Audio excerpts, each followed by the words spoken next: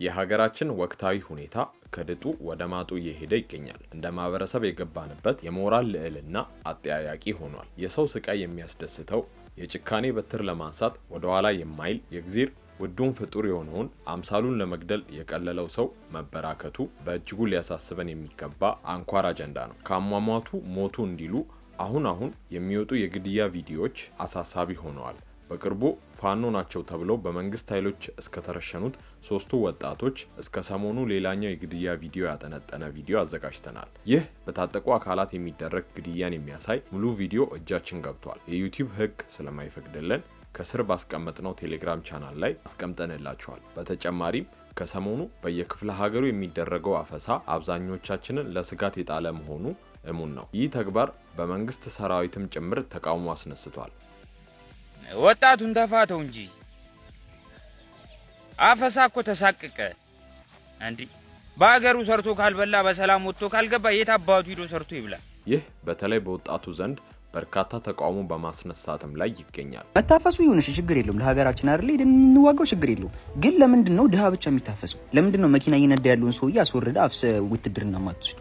ለምንድነው ህንጻውን አስገንብቶ የራሱ ሆቴል ውስጥ ቁጥሉ እየተዝናና ያለውን ሰውዬ ናውጣ ሀገር ጠርታለሽ ብለ ይዘው ማትሄዱ? አሁን ላይ አዳማ ላይ አፈሳው የተጠናከረ ቢመስልም በሌሎች የክልል ከተሞችም ተጀምሯል። የት የሚለውን አካባቢውን በመጥቀስ እንነግራችኋለን። በዚህ አፈሳ የጦርነት ማገዶ እንዲሆን የተፈረደበት ድሃው ማህበረሰብ ሲሆን በኋላ የሚሸላለሙትን ፖለቲከኞች አጥብቀን እንወቅሳችኋለን። እስከ ቪዲዮ መጨረሻ አብራችሁን በመቆየት በርካታ መረጃዎችን ያድምጡ። ለቻናሉ እንግዳ ከሆኑ ሰብስክራይብ በማድረግ እንዲሁም ቪዲዮን ላይክ እና ሼር በማድረግ ጀምሩ እያልን በቀጥታ ወደ ቪዲዮ እናልፋለን። ከሰሞኑ አንዲት ታዳጊ ላይ የሚፈጸም ኢሰብአዊ ድርጊት በሌሎች ሴቶች ሲፈጸም የሚያሳይ ድርጊት በማህበራዊ ሚዲያ መውጣቱ ሲገርመን፣ አሁን ደግሞ በተመሳሳይ መልኩ የጭካኔን ጥግ ተመልክተናል። በምስሉ ላይ የምትመለከቱትና ጥቁር ቲሸርት ያደረገው ልጅ ለእናቴ አንድ ነኝ፣ ወንድም እህት የለኝም፣ እባካችሁ አትረዱኝ እያለ እየለመናቸው ነው። እንግዲህ ፊት ለፊቱ የቆሙት አራጆች ያረዱት፣ ከአጠገቡ የተንበረከኩት ሁለቱም ተመሳሳይ ዕጣን የገጠማቸው። ቪዲዮን ስትመለከቱት ውስጣችሁ ያለው ሰብአዊነት ይቆጣል፣ ያዝናል። መፈጠርን እስክንጠላ የሚያደርግ ስሜት ውስጣችን ይነዳል። ህመም መላ አካላታችንን ይቆጣጠረዋል። ፊት ለፊቱ የቆሙት ሰዎች ድርጊት ጭካኔ የሚለውም ቃል አይገልጸውም፣ አውሬነት ብንለው ይሻላል። ለእናቴ ብዬ ነው ስደት የወጣሁት፣ ቤተሰቦቼ ችግረኛ ናቸው የሚለውን ተማጽኖ አራጆቹ ከቁብም አልቆጠሩት። እንኳን የሰው ልጅ ይቅርና እንስሳን ራሱ እንደዚህ ለማድረግ ትልቅ ጭካኔ ይጠይቃል። ይህ ሁሉ ነገር የሆነው መቅረጫ ካሜራ አዘጋጅተው የቲክቶክ ላይቭ ላይ ገብተው ነው ድርጊቱን የፈጸሙት። በቪዲዮ መካከል ላይ የልጁ ነፍስ አልወጣ ብላ በዶማ ቀጥቅጠው እዚህ ለመግለጽና ለማሰብ በሚዘገንን መልኩ በግ እንኳን እንደዚህ አንገላቶ በዶማ ተቀጥቅጦ በማይገደልበት ዘመን ክቡር የሆነው የሰው ልጅን ገደሉት። ዘረኝነትና ጎጠኝነት እንዴት የከረፋና ቀፋፊ ነገር እንደሆነ በቃላት ሊገለጽ አይችልም። ኢትዮጵያና ኢትዮጵያውያን ምን ያህል የሞራል ውድቀት ውስጥ እንደምንገኝ ይህ ማሳያ ነው። ይህ ክስተት አንገት የሚያስደፋ፣ ህሊናን የሚያደማ፣ በቃላት ሊገለጽ የማይችል ትልቅ የሰው ልጅ ውድቀት ነው።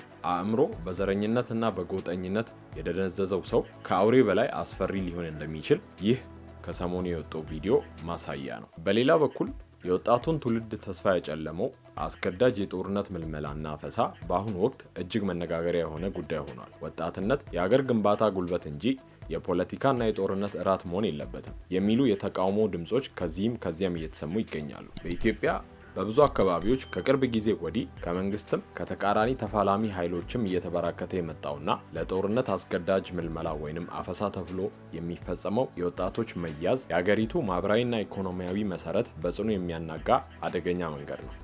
አፈሳ ሄድበት በደሴ፣ በጎንደር፣ በባህር ዳር፣ በአዲስ አበባ፣ ቢሾፍቱ፣ አዳማ፣ አርባ ምንጭ፣ ሐዋሳ የህግ የበላይነትና የሰብአዊ መብት መሸርሸር የሚያሳይ የጦርነት አባዜ ሲሆን ዜጎች በነጻነት የመንቀሳቀስ የመስራትና የመኖር ህገ መንግስታዊ መብታቸው በኃይል ሲገፈፍ የህግ የበላይነት እንደሚፈርስ አመላካች ነው። ግዴታን በኃይል ለመጫን የሚደረግ ማንኛውም አይነት ወይንም ኃይል አዘል ምልመላ የዜጎችን ሰብአዊ ክብር የሚጥስና በአገር ደረጃ ትልቅ ፍርሃትና ስጋት የሚፈጥር አደገኛ አካሄድ ነው። በተለይ ደግሞ ድሃው ማህበረሰብ ያውም ወጣቱ ብቻ ተለይቶ መታፈሱ በመለዮ ለባሾችም ጭምር ተቃውሞን ማስነሳት ጀምረዋል።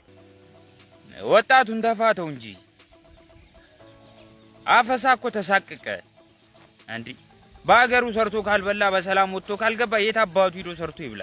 ለራስ ስልጣን ሲባል የሚደረግ የወጣቱን ትውልድ ተስፋ ማጨለም ነው። ወጣቱ ትውልድ በፈጠራ፣ በትምህርት፣ በስራ ዕድልና በኢኮኖሚ ግንባታ ላይ መሰማራት ሲገባው ወዳልተፈለገና ላልተቋጨ ግጭት በኃይል እንዲታፈስ ማድረግ የሀገርን የመጻኢ ዕድል ማጨለም አካሄድ ነው። ወጣትነት የሀገር ግንባታ ጉልበት እንጂ የፖለቲካና የጦርነት እራት መሆን የሌለበት የዕድሜ ክልል ነው። ይህ የሰሞኑ አይነት አፈሳ የማህበራዊና ኢኮኖሚያዊ ህይወት የሚያዛባ ሲሆን በከተሞችና በገጠር አካባቢዎች የሚካሄደው አፈሳ አምራቹን ኃይል ከስራ ገበታውና ከቤተሰቡ ይነጥቃል። ይህም በቤተሰብ ደረጃ የኢኮኖሚ ድቀትን፣ ማህበራዊ መፈናቀልንና አጠቃላይ በህብረተሰቡ ውስጥ እምነት ማጣትንና ስነልቦናዊ ስጋትን ይዘራል። አፈሳ ሰላምን በጦርነት የመተካት የተሳሳተ አካሄድ ሲሆን የውስጥ ግጭቶችንና የፖለቲካ ልዩነቶችን በውይይትና በሰላማዊ መንገድ ከመፍታት ይልቅ በኃይልና በግዳጅ ምልመላ ለማሸነፍ መሞከር ዘላቂ ሰላምን የማያመጣ ብዙዎችን የሚበላ ክፉ አካሄድ ነው። ይልቁንም የህዝብን ምሬትና ቁጣ በመጨመር የግጭቱን አዙሪት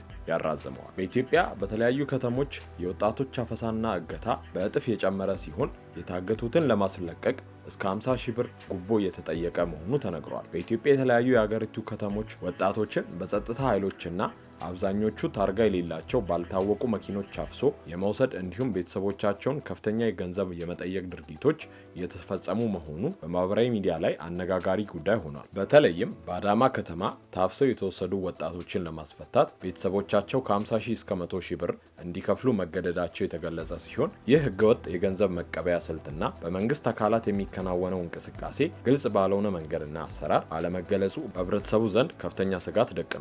ጉዳዩ በአዲስ አበባ እና በሌሎች ዋና ዋና ከተሞችም እየታየ ነው የሚሉ መረጃዎች እየወጡ በመሆናቸው የሚመለከታቸው የመንግስት አካላት በጉዳዩ ላይ አስቸኳይ ማጣራት እንዲያደርጉና ማህበረሰቡ የሚያውቀውን መረጃ እንዲያጋራ ጥሪዎች በመቅረብ ላይ ናቸው። ከዚህ ጋር ተያይዞ በትግራይ ክልል ከፍተኛ አፈሳ አለ ብለው ነገሩን ሲያራግቡ የነበሩ የተለያዩ የመደበኛና የሶሻል ሚዲያ ገጾች በዚሁ ግዙፍ የመንግስት አፈሳ ላይ ጸጥ ማለታቸው ትዝብት ላይ ጥሏቸዋል ተብሏል። አንድ ሀገር ሊጠናከርና ሊረጋጋ የሚችለው የወጣቱን ተሳትፎና ፍላጎት መሰረት ባደረገ ፍትሃዊ ስርዓት እንጂ በስጋትና በኃይል ምልመላ በማድረግ አይደለም። መንግስትም ሆነ የሚመለከታቸው አካላት ከእንደዚህ አይነት ህገወጥ አሰራሮች በመቆጠብ የዜጎችን ደህንነት እንዲያስከብሩና ችግሮችን በሰላማዊ ውይይት እንዲፈቱ ህዝባዊ ጥሪ ማቅረብ ያስፈልጋል። ውድ የቻናላችን ቤተሰቦች እናንተስ በዚሁ በሰሞኑ በተለያዩ አካላት ላይ የሚደረግ የአፈሳ ድርጊት ላይ ያላችሁ ሐሳብ ምንድነው? ሐሳባችሁን አካፍሉን እያልን የዛሬውን ቪዲዮ እዚህ ጋር እናበቃለን። በቀጣይ እስክንገናኝ በሰላም ቆዩ።